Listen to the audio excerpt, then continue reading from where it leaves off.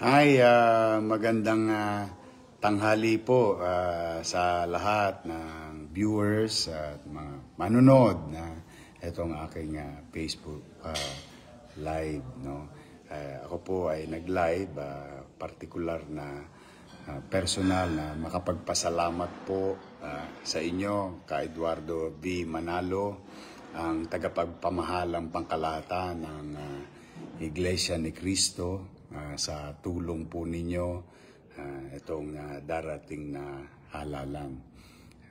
Umasa po kayo, ka Eduardo at mga kapatid natin at ang ating mga mamamayan, mga batang Maynila, lalong-lalo na yung mga lolo't lola ko, mga nanay-tatay ko, mga senior citizen, no? I love you, mga senior citizen. At siyempre, yung mga batang Maynila.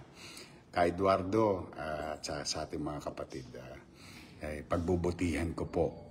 May awa ang Diyos, mapagtagumpayan ko ang laban na ito. 10 ng aking mga kasama sa Yormes Choice, kasama ang ating Vice Mayor na si Chichi Atienza, at pagbubutihan po namin maglingkod sa ating kapwa. At pumanatag kayo, ka Eduardo, na patuloy kong ipatutupad ang pagkakapantay-pantay dito sa lungsod ng Maynila, ng pamamahayag ng mga batas at programa para sa lahat ng tao na nasasakupan natin sa lungsod.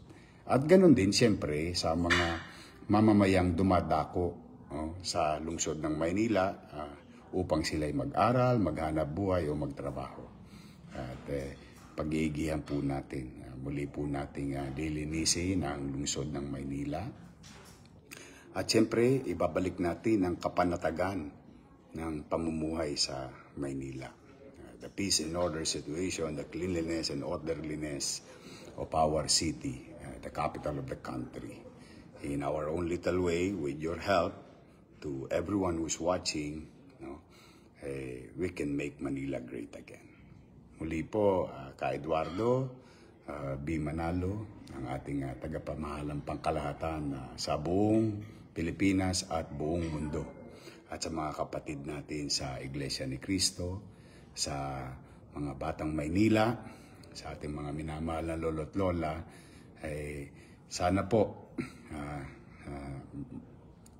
sa tulong ninyong lahat, muli natin maibalik ang katanyagan ng ating minamahal na lungsod ng Maynila. Mag-iingat po kayo lahat.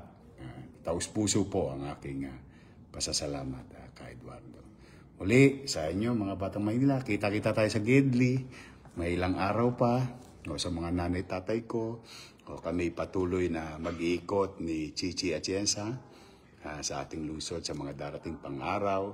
At sa atin namang mga supporters din, maraming salamat sa inyo.